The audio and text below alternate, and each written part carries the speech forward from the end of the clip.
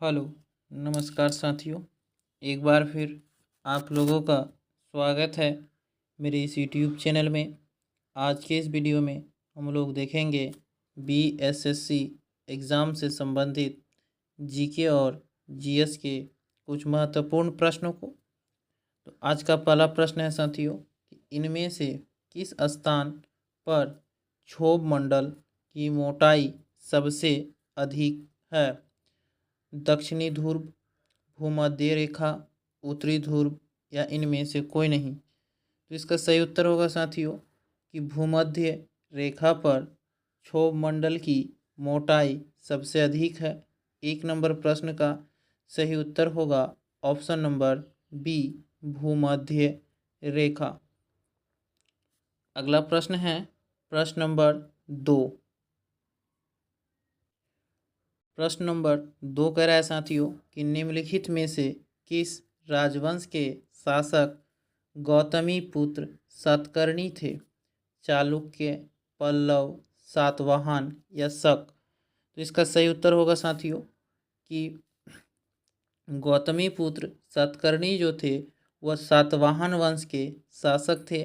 Option number C इस प्रश्न का सही उत्तर होगा। अगला प्रश्न है प्रश्न नंबर 3। प्रश्न नंबर 3 कह रहा है साथियों कि अंगूर की खेती को क्या नाम दिया गया है? सेरीकल्चर, विटीकल्चर, वर्मीकल्चर या फ्लोरीकल्चर?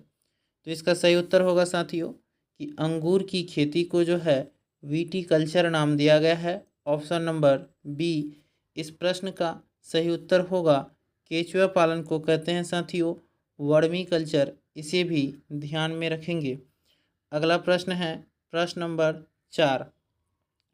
प्रश्न नंबर 4 कह रहा है पृथ्वी अपनी धुरी पर घूमती है पूर्व से पश्चिम, पश्चिम से पूर्व, उत्तर से दक्षिण या दक्षिण से उत्तर? तो इसका सही उत्तर होगा कि पृथ्वी जो है वह अपनी धुरी पर पश्चिम से पूर्व घूमती है। ऑप्शन नंबर बी इसका सही उत्तर होगा कि पृथ्वी अपनी धुरी पर पश्चिम से पूर्व की ओर घूमती है। अगला प्रश्न है प्रश्न नंबर 5। प्रश्न नंबर 5 है साथियों कि निम्नलिखित में से किस घटना के बाद असहयोग आंदोलन वापस ले लिया गया था? तो इसका सही उत्तर होगा चोरी चौरा घटना के बाद असहयोग आंदोलन को वापस ले लिया गया था। साथियों असहयोग आंदोलन की शुरुआत वर्ष 1920 में किया गया था और इसे वापस वर्ष 1922 में लिया गया था। इसे भी आप लोग जरूर याद रखेंगे। प्रश्न नंबर 6 है कि 2011 की जनगणना के अनुसार भारत में निम्न में से सबसे कम आबादी वाला राज्य कौन सा है? सिक्किम, मिजोरम, उत्तराखंड या त्रिपुरा? तो इसका सही उत्तर होगा साथियों कि वर्ष 2011 की जनगणना के बाद भारत का सबसे कम आबादी वाला राज्य जो था वो सिक्किम था। ऑप्शन नंबर ए इस प्रश्न का सही उत्तर होगा। अगला प्रश्न है प्रश्न नंबर 7। प्रश्न नंबर 7 कह रहा है कि निम्न में से कौन सा उपकरण समुद्र की गहराई को मापता है? अल्टीमीटर, एनीमोमीटर, बैरोमीटर या फायदोमीटर? तो इसका सही उत्तर होगा कि समुद्र की गहराई को मापने के लिए फायदोमीटर का प्रयोग किया जाता है। ऑप्शन नंबर डी इस प्रश्न का सही उत्तर है। प्रश्न नंबर 8 है साथियों कि बाणभट्ट हर्षवर्धन के दरबारी कवि थे जिन्होंने एक पुस्तक लिखी थी जिसका नाम था मुद्रा राक्षस, नीतिसार, हर्षचरित या अर्थशास्त्र? तो इसका सही उत्तर जो होगा साथियों कि बाणभट्ट हर्षवर्धन के दरबारी कवि थे, इसे भी आप लोग याद रखेंगे। और उन्होंने एक पुस्तक लिखी थी जिसका नाम था हर्षचरित्र। ऑप्शन नंबर सी इस प्रश्न का सही उत्तर होगा। चलते हैं प्रश्न नंबर 9 की ओर। प्रश्न नंबर 9 कह रहा है बिहार में 1912 का भारतीय राष्ट्रीय कांग्रेस का अधिवेशन कहाँ हुआ था? गया में, बांकीपुर में, सासाराम में या मधुबनी में?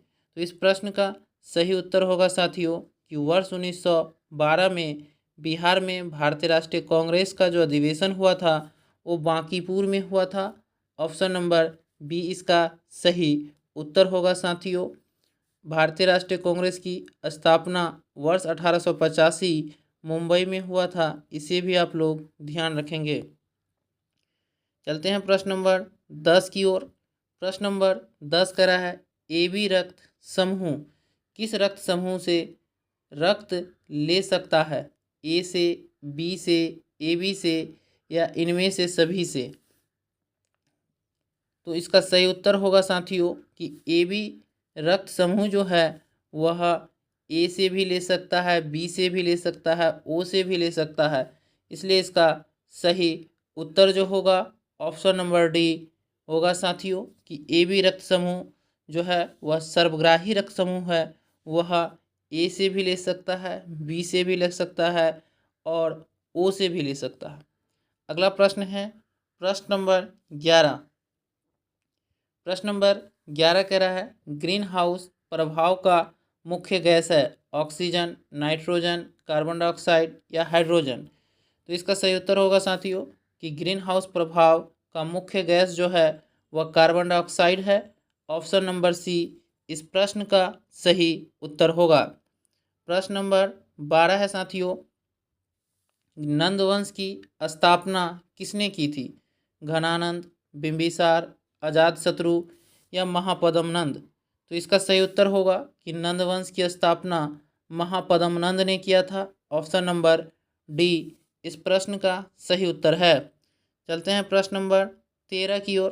प्रश्न नंबर 13 कह रहा है विश्व पर्यावरण दिवस कब मनाया जाता है? इसका सही उत्तर होगा 5 जून को प्रतिवर्ष विश्व पर्यावरण दिवस मनाया जाता है। ऑप्शन नंबर ए इस प्रश्न का सही उत्तर है। अगला प्रश्न है प्रश्न नंबर 14। प्रश्न नंबर 14 कह रहा है साथियों भारत में सर्वाधिक क्षेत्रफल में पाई जाने वाली मिट्टी कौन सी है? लाल मिट्टी, काली मिट्टी, जलोढ़ मिट्टी या लेटेराइट मिट्टी? तो इस प्रश्न का सही उत्तर होगा साथियों कि भारत में सर्वाधिक क्षेत्रफल में पाई जाने वाली मिट्टी जो है वह जलोढ़ मिट्टी है। ऑप्शन नंबर सी इस प्रश्न का सही उत्तर होगा। प्रश्न नंबर 15 है कि काली मिट्टी को और किस नाम से जाना जाता है? तो इसका सही उत्तर होगा रेगुर मिट्टी।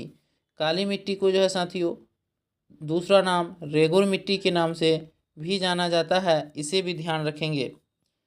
प्रश्न नंबर 16 कह रहा है कि काली मिट्टी मुख्य रूप से किस फसल के लिए उपयुक्त है? धान, गेहूँ, कपास या ज्वार? तो इसका सही उत्तर होगा साथियों कि काली मिट्टी मुख्य रूप से जो है कपास के लिए उपयुक्त मानी जाती है, जिस कारण इसे कपासी मिट्टी भी कहा जाता है, इसे भी ध्यान रखेंगे। और काली मिट्टी गुजरात तथा महाराष्ट्र राज्य में सर्वाधिक मात्रा में पाई जाती है। अगला प्रश्न है प्रश्न नंबर 17। प्रश्न नंबर 17 का रहा लाल मिट्टी में लाल रंग किसके कारण होता है?